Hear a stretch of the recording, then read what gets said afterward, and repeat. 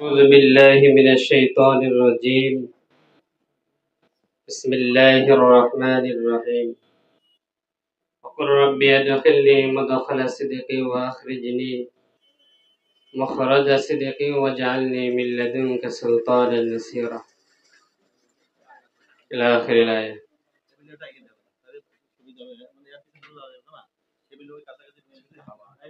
রব্বুল ইজ্জা ওয়াল জালালের দরবারে লাখ কোটি শুকর,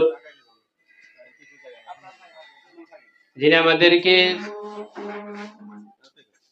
ইসলামী আন্দোলন বাংলাদেশ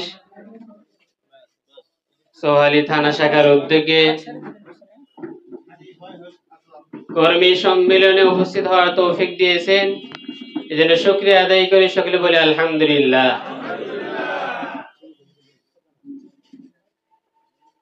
আল্লাহ রাব্বুল আলামিন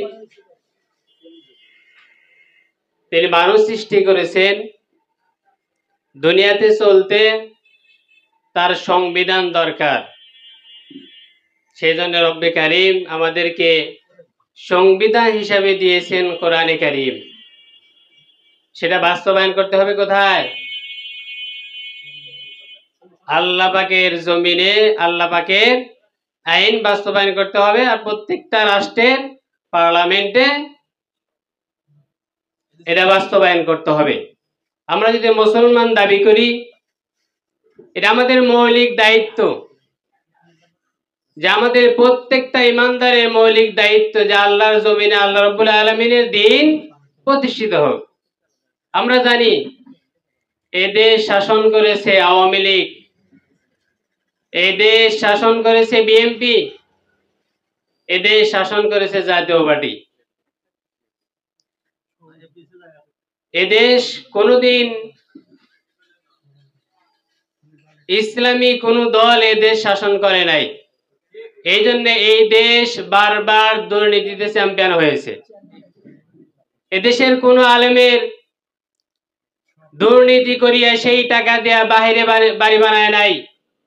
দেশের কোন একটা আলেমের এরকম নজির নাই।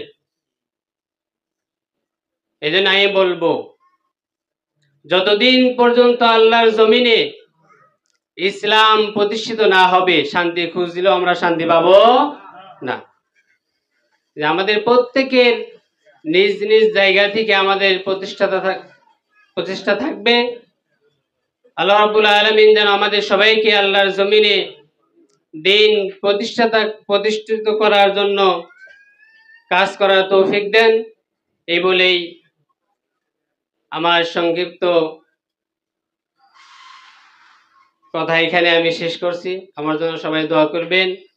আর ইসলামী আন্দোলন বাংলাদেশ রব্বুল আলামিন কবুল করে নেন, সকলে বলে আমিন। আসসালামু আলাইকুম ওয়া রাহমাতুল্লাহ।